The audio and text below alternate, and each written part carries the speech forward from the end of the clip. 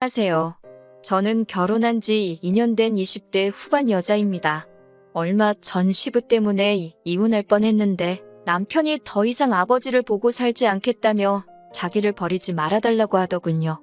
이런 이야기가 나오기까지 어떤 사연이 있었는지 들려드릴까 합니다.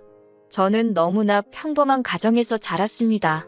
저희 아버지는 제가 태어났을 때부터 지금까지 한 회사에 다니고 계셨고 어머니는 전업주부셨어요. 경제적으로 풍족하지는 않았지만 큰 부족함도 없었습니다.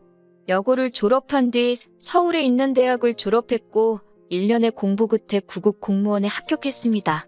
큰 돈을 벌 수 있는 직업은 아니어도 정년도 보장되어 있고 연금도 있으니 부모님이 많이 좋아하셨어요. 주변 어른들은 여자 직업으로 공무원만 한 게 없다면서 이제 좋은 남자 만나서 시집만 가면 되겠네 하셨지만 생각보다 좋은 사람 만나기가 쉬운 일은 아니더라고요. 그래서 의도치 않게 몇 년을 솔로로 지내다 지금의 남편을 만나게 되었습니다. 남편은 같이 일하던 동료의 지인으로 증권사에서 근무하고 있었어요. 남편이나 저나 연애 경험이 많이 없어서 처음 두세 번 만날 때까지는 어색하긴 했지만 그래도 대화가 잘 통하고 같이 있으면 편해서 금방 친해질 수 있었어요. 그리고 1년 정도의 사간이 지났을 무렵 남편이 저와 결혼하고 싶다고 하더라고요. 결혼 이야기가 나오면서 남편의 가정사에 대해서 알게 되었어요.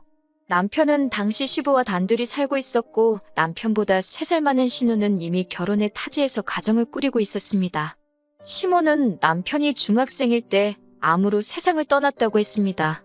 어쩌다 암에 걸리신 거냐고 물으니 자기도 어렸기에 잘은 모르지만 당시 시부가 시모의 친구분과 바람을 폈다고 하더라고요.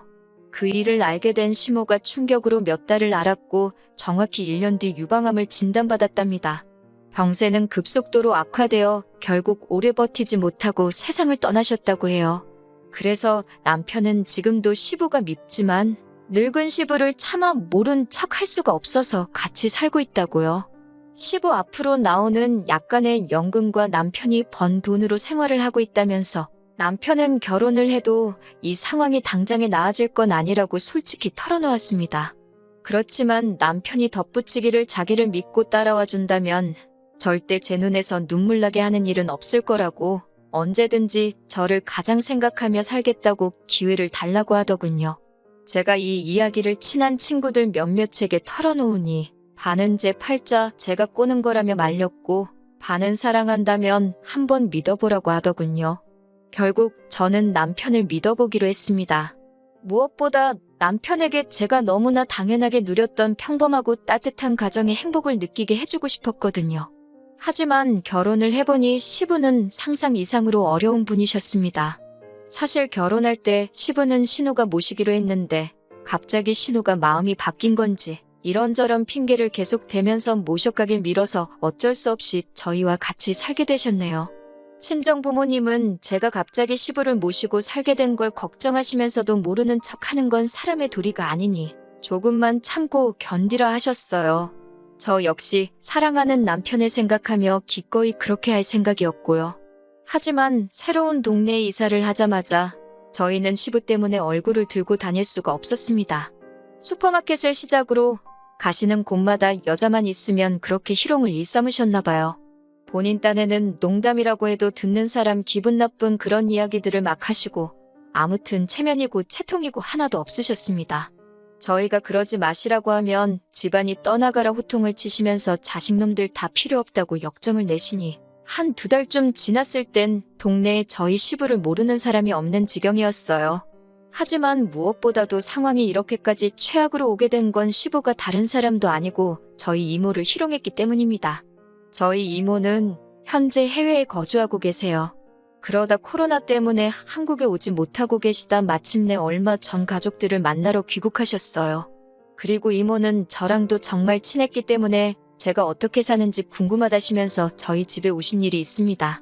평소라면 시부는 없을 시간이었는데 그날따라 시부가 몸이 안 좋다면 집에 계시는 바람에 저희 이모랑 마주치게 되셨어요. 솔직히 시부의 추태에 대해 저나 남편 둘 다 잘 알고 있었기에 걱정이 많았어요. 그런데 웬일인지 시부는 굉장히 신사답고 점잖게 저희 이모를 대하더군요. 그래서 속으로 이상하다 왜 저러시지 싶었는데 다 꿍꿍이가 있었던 거예요. 시부는 이모에게 첫눈에 반했다면서 저에게 한다는 말이 아니 너네 엄마도 그렇게 이쁘더니 니네 이모는 더 이쁘네 이러더라고요. 시부는 저희 부모님을 매번 너네 엄마 너네 아빠 그러고 부르세요.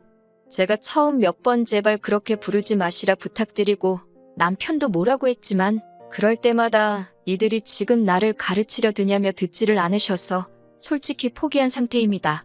아무튼 니네 엄마도 엄청 이뻐서 내가 어떻게 해보고 싶었는데 아니 더 이쁜 이모를 숨겨놓고 있었네 라고 하시면서 싱글벙글 좋아 난리더군요.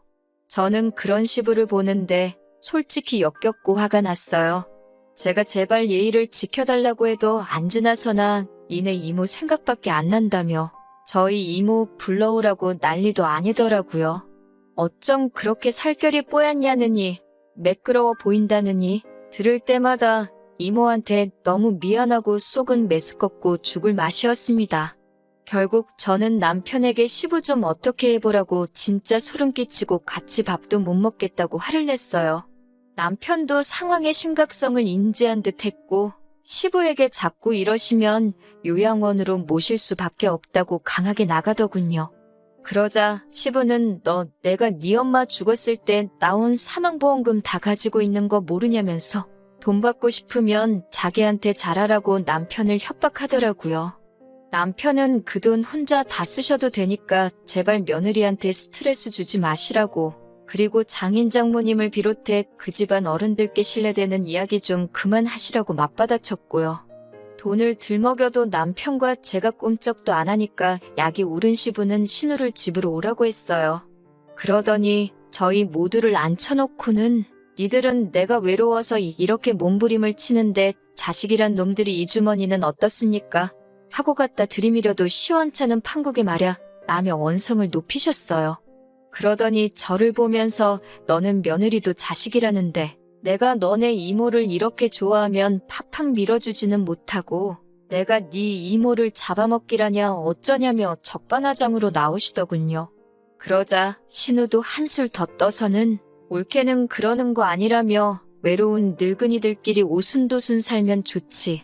그리고 가족끼리 더 끈끈해질 수도 있는 일인데 왜 그렇게 생각이 짧고 이기적이냐며 저한테 뭐라고 하더군요. 시부의 막무가내 성격을 완전히 신우가 빼다 닮았더라고요. 저는 며칠간의 고민 끝에 결국 남편에겐 내가 천련을 끊을 수 없고 하지만 도저히 시부랑은 같이 못 살겠다고 했어요. 남편은 착한 사람이라서 시부를 내쫓지 못할 거란 걸 알고 있었으니깐요. 하지만 남편은 제 생각과는 다르게 자기는 아버지를 안 보고도 얼마든지 살 수 있다며 자기 잘못도 아닌 일로 헤어지지 말자고 저에게 애원을 하더라고요. 저도 남편을 너무나 사랑했기 때문에 그런 남편의 태도에 정말 고마웠어요. 남편은 그 길로 시부에게 달려가 만약에 시부와 저 사이에 한 사람을 골라야 한다면 그건 바로 저일 거라면서 이 집에서도 그만 나가달라고 했어요. 그 소식을 들은 신우는 한 걸음에 쫓아와서는 시부에게 아버지, 우리 집으로 가요. 내가 모실게요. 이러면서 저희에게는 너네는 진짜 못돼 처먹었다 라고 말하며 막말을 쏟아내고 갔지만 전 솔직히 남편에게 미안한 마음만 들었을 뿐 신우 말에는 아무런 타격도 입지 않았네요.